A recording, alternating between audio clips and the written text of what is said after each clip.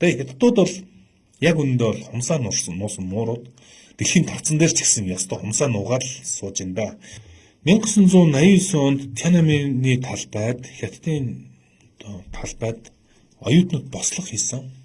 Бослогыг бол юу оруулсан гэж ярьдаг шүү дээ. Танк оруулаад зүуд няцлаа хийсэн гэдэг. Хэдэн мянган оюутнаас орсон юм мэдгүй.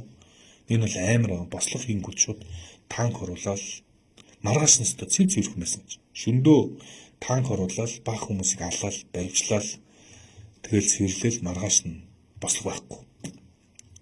За энэ үйл явдал 1989 оны яг 6 сарын 3 буюу 6 сарын 3-наас 4-нд болж өнгөрсөн юм байна. Яг энэ аллах нь 37 жилийн өмнөх юм.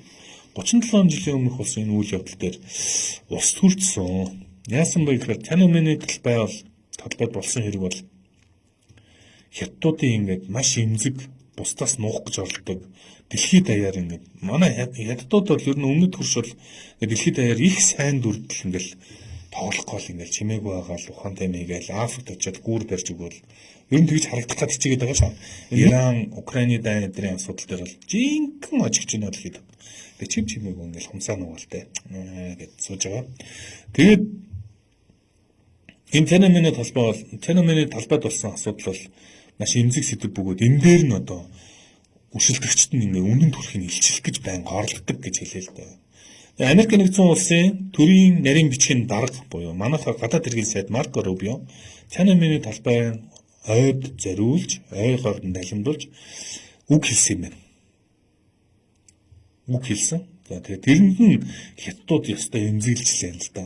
Аст чи наадах ч нь бол улсын дотоод асуудал, бити дотоод асуудал. Хятадын ерөөсөө хэлдэг юм яг тэр ч ерөөсөө. Энэ бол дотоод асуудал. Энэ бол улсын дотоод асуудал.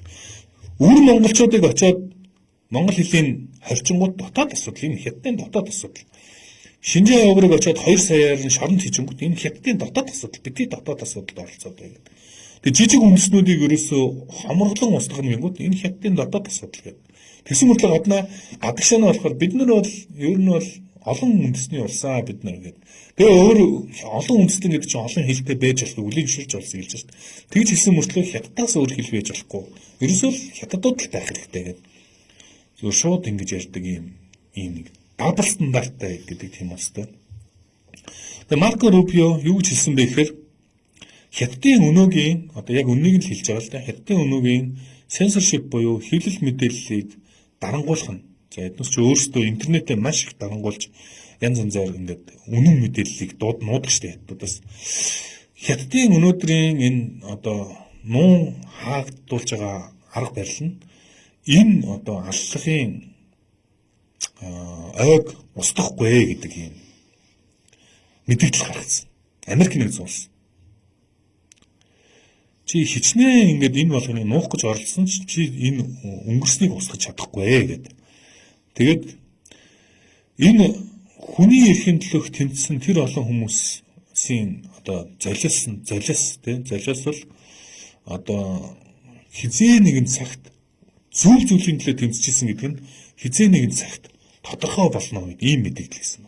Амар хатуу мэдээлэл үзсэн чинь Америк нэгдсэн улсын гадаад хэргийн сайд. Өөрөөр хэлбэл Хятадын 1989 онд тэр алуулсан хүмүүс хүний эрхийн төлөө тэмцсэн, эрх чөлөөний төлөө тэмцсэн, энэ тэмцэл хизээ нэгэн цаг зөв зүйлийн төлөө байсан нотлогдно гэсэн чинь яг энэ дээр хятадууд за ялангуяа хятадын гадаад хэргийн төлөөлөгч Мао Нинг гэдэг энэ нөхөр ингэж хэлсэн байна. Түүхийг говьлох хятадын улс төрийн системийг хөгжлийн замналыг оролцох нь шүүмжлэх нь өөрчлөх гэж худал мэдээ дарах нь хятадын дотоод асуудалд хошид үрж байгаа асуудал болно. Хятад энэхүү одоо мэдээлэл туйлын их сэтгэл дундуур байгаа бөгөөд эсэргүүцэж байна гэдэг юм мэдээлэл гаргасан.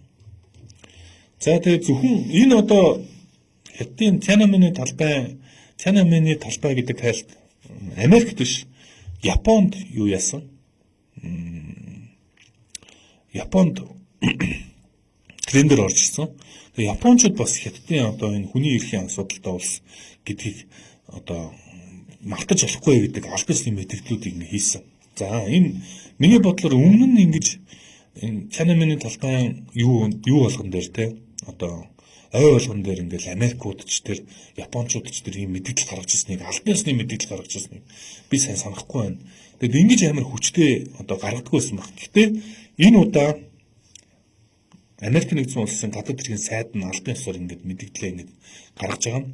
Хятадууд өнөөдрийн бас дэлхийн талбар дээр байгаа геополитикийн нөхцөл байдал ямар байгааг илэрхийлж байгаа болоо да.